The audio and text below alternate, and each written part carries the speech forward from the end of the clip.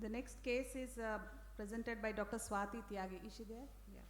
So she'll be presenting a case on color of the human eye, a rare case of heterochromia iridis in siblings. Good morning, everyone. My case presentation is Color of the Human Eye, a rare case of heterochromia iridis in siblings. Waardenburg syndrome, having Mendelian inheritance in man number 193500, is a rare genetic condition determined by the absence of melanocytes from eyes, hair, and the skin, that is, the neural crest-derived tissues.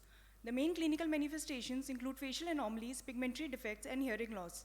There is an equal male to female ratio with no racial or genetic predilection. 4 subtypes with specific diagnostic criteria have been described. 5 major and 5 minor criteria have been established. The major criteria include congenital sensorineural hearing loss, affected first degree relative, white forelock, dystopia canthorum, pigmentary disturbance of iris, including complete heterochromia, partial, or brilliant blue iridis. Minor criteria include synorphis, congenital leukoderma, hyperplasia of nasal alveoli, a broad nasal root, or premature graying of hair. The clinical diagnosis requires at least 2 major or 1 major and 2 minor criteria. Case description, we present a case of 2 siblings with difference in the eye color. Unilateral, diffuse pale blue eyes were seen, akin to a cat's.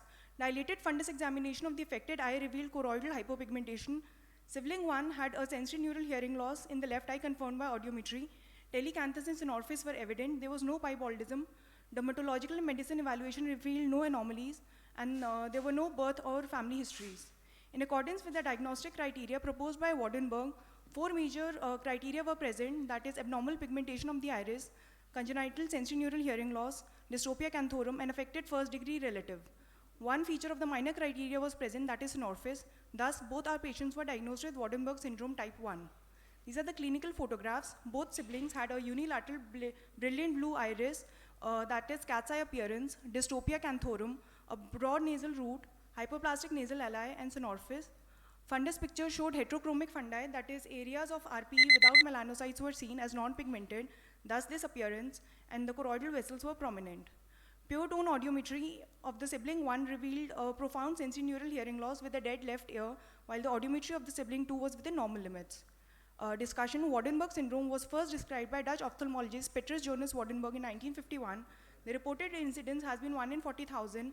However, it is under-recognized and on rise with the increase in consanguineous marriages. Oculocutaneous pigmentary anomalies are present. Diagnosis is essentially clinical. Not every case expresses all clinical manifestations. Forme-fruste conditions are relatively common. There is no definitive treatment. However, sensorineural hearing loss, bony anomalies, and Hirschsprung disease are potentially serious conditions which significantly deteriorate the quality of life.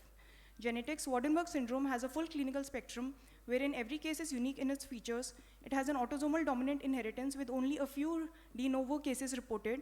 It has an incomplete penetrance, and it is a genetically heterogeneous disorder. These are some of the previously reported cases in the literature. So the take-home message is that Waardenburg syndrome typically manifests with the congenital iris pigmentary anomalies. A careful inspection can reveal posterior uveal pigmentary anomalies.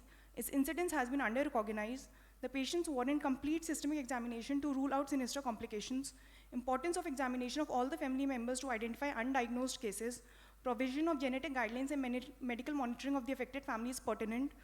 Regular ophthalmic examination is recommended to follow up any probable lesions. A higher index of suspicion aids in early diagnosis and thereby initiation of early treatment, social and vocational training, as well as rehabilitation of these patients. These are the references. Thank you very much. It's an excellent case, very rare and beautifully documented. You said the inheritance is dominant. Autosomal dominant. So there are 4 types of Waardenburg syndrome. The type 1 and type 2 are most common.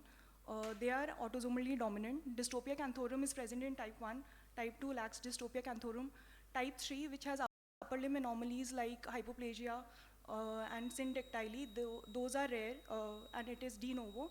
Type 4, which is Hirschsprung disease, is autosomally recessively inherited. So in this patient, are the parents consanguineous? I mean, is it, No, in this patient, what do you think is the Ma'am, most likely, since both of them had type 1, so it is an autosomal dominant. However, the parents did not have any symptoms. No family history of the same.